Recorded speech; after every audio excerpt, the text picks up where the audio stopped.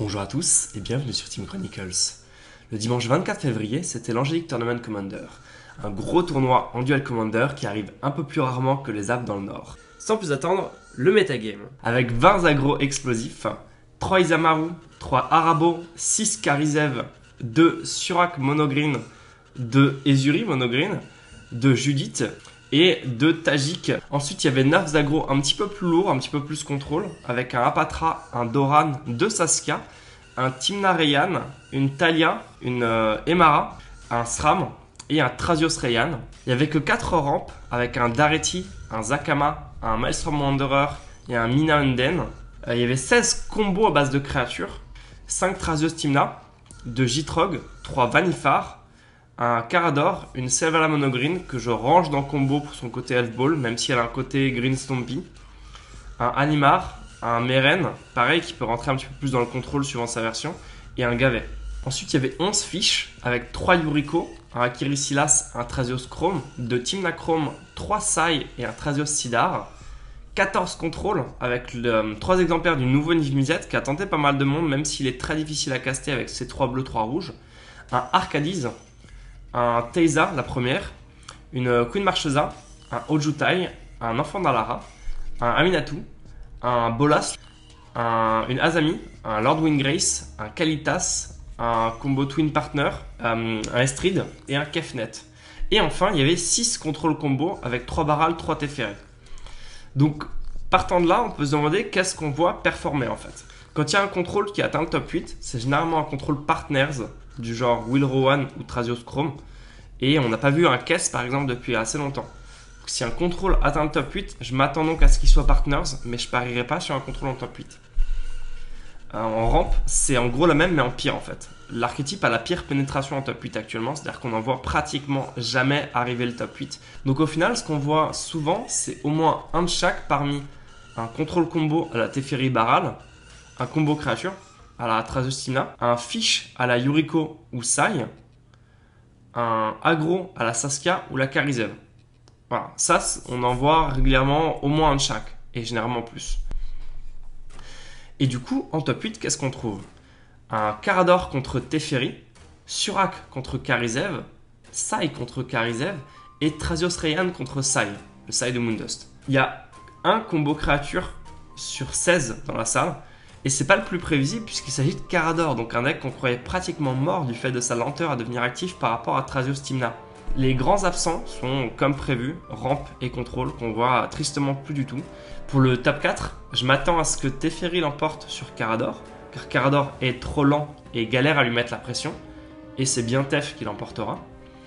Surak contre Karizev, potentiellement Karizev peut mettre Surak hors de tempo avec un burn bien placé et lui rusher la tronche, ou Surak peut faire une sortie bien Green Stumpy qui mettra en fait constamment des créatures plus grosses que ce que Karizev est capable de mettre et qui empêchera Karizev de passer. Et en l'occurrence, c'est Karizev qui passera en top 4 et je pense que c'est lié aussi à cette difficulté-là. Sai contre Karizev, c'est mono bleu contre mono rouge et souvent c'est mono rouge qui aime ces rencontres. Sai n'est pas désarmé puisqu'il a un général avec 4 d'endurance qui peut swarmer le board d'attaquants et de bloqueurs et il a des contres pour éviter de se faire finir au blast. Donc ça reste quand même un match-up qui est vraiment honorable je pense, mais en l'occurrence ce sera Karizev qui passera en demi. Et enfin, Trazios Rayan contre le Sai de Moondust. En fait, je pense que Trazios Rayan manque des armes pour contrer efficacement Sai et son armée de top tier et mettre la pression ici en fait. Et c'est bien Moondust qui passera à la ronde suivante. En top 4, on a donc Sai contre Karizev. Et si ça se passe comme en quart, c'est la fin de la montée de Moondust. Mais en pratique, il redorera le blason de Sai et sortira victorieux de cette confrontation. Et comme quoi c'est vraiment un match-up où c'est possible. Tef contre Karizev, c'est un match-up difficile qui dépend beaucoup de la sortie de chacun, mais aussi de si Karizev garde un blast pour Teferi quand celui-ci menace de partir en combo ou pas. Et au final, ce sera le Teferi qui passera en top 8, donc a justement réussi à passer malgré tout le Karizev et sa côté très agressif. Donc on pourra se demander justement si le Karizev soit connaissait suffisamment le match-up, soit avait métagamé plus ou moins face à bleu. En finale, on se retrouve donc avec Teferi contre Sai. Et là, c'est un match-up. En fait, c'est typiquement un match-up fiche. Et à la base, tous les fiches déroulent High Tide. Et encore une fois, ils déroulaient moins Barral. C'était vraiment une force de Barral que même contre ses pires match-up, il n'était pas si menacé que ça. Ce qui n'est pas le cas du coup pour Teferi. Teferi, quand il voit arriver Sai et Yuriko, il a très peur. Et ben le fait est que Moondust l'emporte avec Sai. En conclusion du coup, on se retrouve avec un tournoi avec pas mal encore une fois de variétés d'archétypes.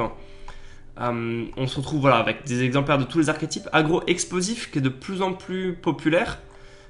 Combo créature qui était très populaire aussi, mais qui a eu beaucoup plus de mal à parvenir en top 8. Mais combo créature a mal performé. Et ça reste des archétypes, à part Vannifar qui est maintenant banni, qui sont assez difficiles au final à jouer. Je pense à Trazostimna ou Gitrog, qui nécessitent quand même de très bien connaître le deck si on veut réellement performer. C'est très technique. Agro-explosif par exemple, à l'inverse, ça c'est régulièrement bien joué et ça performe en fait. On se trouve avec un Karizev sur 3 qui passe en top 8, vu qu'il y en avait 6 dans la salle, il y en a 2 en top 8.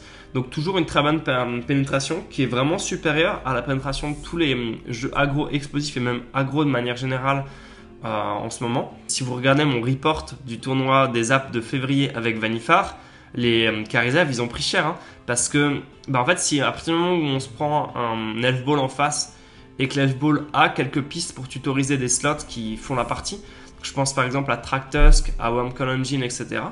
Si on a la possibilité dans le build de tutoriser ce genre de cartes qui mettent un gros stop à aggro, c'est violent hein, et ça va se ressentir. Aggro lourd, on en parlait, ça n'a pas aussi bien performé. Je suis vraiment surpris de ce Trados Ryan et c'est assez cool, sa liste est assez sympa et c'est assez intéressant de voir que ce partenaire-là retourne petit à petit vers les top 8. C'est aussi intéressant de voir qu'il y a Trados Ryan, peut-être pour la curve justement ou pour les couleurs, alors qu'il y a un Tymna Ryan dans la salle. Mais le Tymna Ryan, déjà a 2 généraux qui sont tous les deux à 3 et il n'a pas exactement la même couleur. Vu qu'il est en Abzan, il n'a pas accès au bleu, ce qui fait qu'il est peut-être un petit peu moins fiche et que l'approche fiche séduit en ce moment parce qu'elle a cette capacité à battre contrôle ou high tide ou combo ou ce genre de jeu là. En tout cas, on reste sur encore une fois un metagame très varié vu que le deck le plus joué était en 6 exemplaires, c'était Karizev, mais en dessous on descend directement à 3 exemplaires. Il y a Trazostimna à 5 mais qui n'a pas performé.